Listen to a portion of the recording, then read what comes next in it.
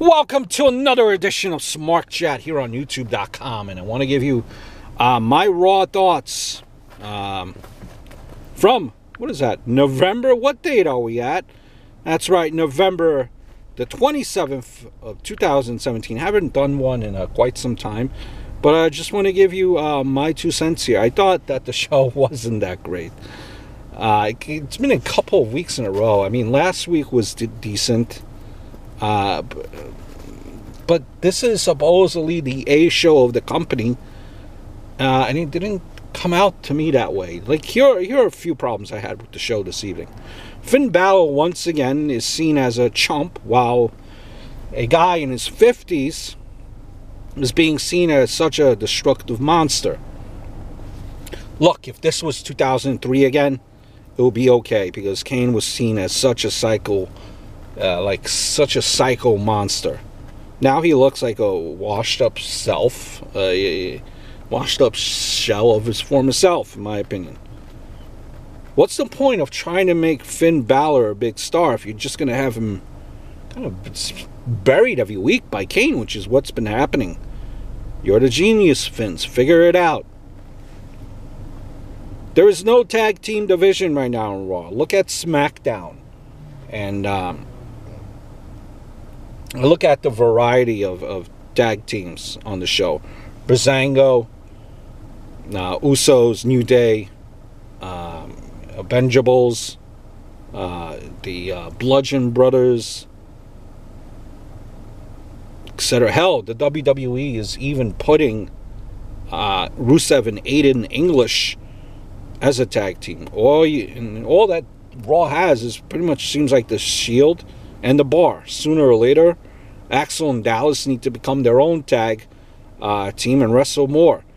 In fact, maybe let's even have Titus, Titus O'Neil and Apollo Crews as a tag team instead of Titus being Apollo's manager. Hell, after this whole number one contenders stuff on the cruiserweight side is over, have maybe a Rich Swann and a Cedric Alexander become new additions to the tag team. I would love to see the matches against the Shield and the Bar. My point, obviously, here is there needs to be a serious change because the division is dying. It seems like a slow, painful death on Raw. And no, I don't think the club is the answer. To me, it's obvious that that breaking up American Alpha is one of the biggest mistakes that WWE has made all year. This storyline, again, this week with Jason Jordan did no favors whatsoever. And because of what they're doing, the fans have completely turned on him. This needs to lead to a change, and he needs to turn heel on Kurt Angle sooner or later, because for the last 4 months, he's been drowning in a sea of crap. In a sea of crap. And he's one of the main focuses on the show.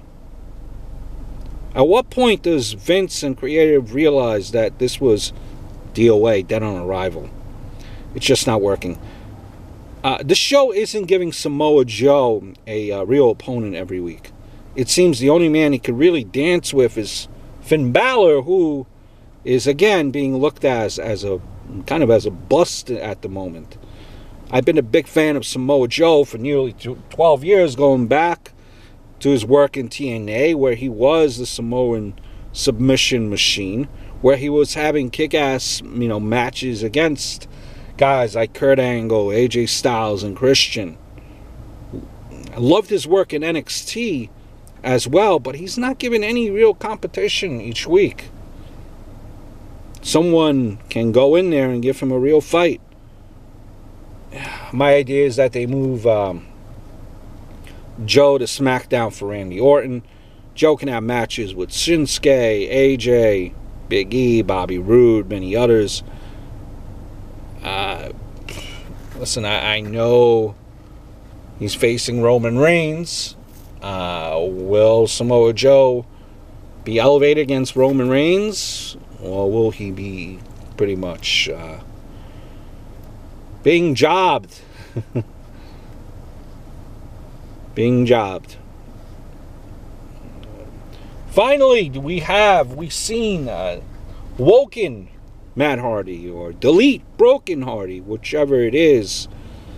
That broken gimmick seems to be coming back. Right now he doesn't have much to do with Jeff being out. But is this a little bit too late? Some things I really liked on the show. I love the segment involving Paige, Sonya, and Mandy. I like their new stable name, Absolution. The word means a release of guilt, obligation, and punishment. In my eyes, this could be seen as the evolution of the women's division. I like the beatdown on Sasha and the build-up. The look on her face when Paige offers her the invitation was revealing. I think she wants to turn heel, which would be a great, because Sasha is, I think, 1,000 times better as a heel. Sooner or later, they're going to get a fourth member. I could feel it.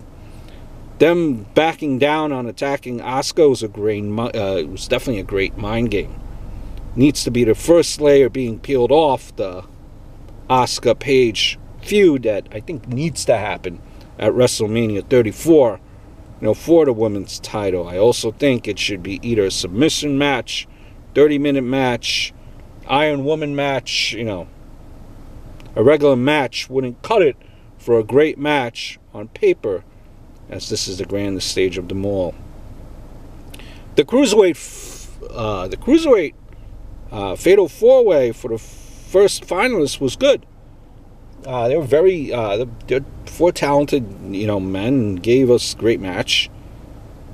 I like the concept of the cruiserweights having the opportunities to show their skills the next 2 weeks.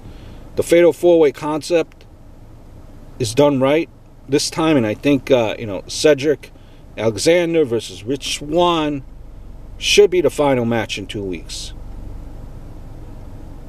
Vince, please don't mess this up. I like it. I like what I see. Rollins versus Cesaro was a great match. What a shock. 2 very talented Ring of Honor legends having a great match. Roman Reigns versus Elias was a pretty good match. Samoa Joe attacking Roman at the end was a great surprise. Overall, despite Paige once again having another well-done segment, 2 members of the Shield are having great matches, and a great cruiserweight fatal 4-way match. To me, just Raw continues to keep going downhill. Listen,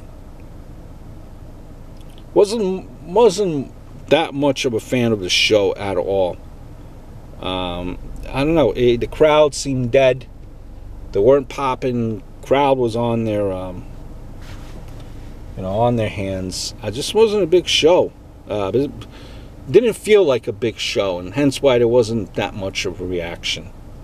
Just my thoughts on Raw. I'd probably give it 5 out of 10 if I were giving this a grade. 5 out of 10, people. 5 out of 10. Hope all's well, and I look forward to speaking to you soon.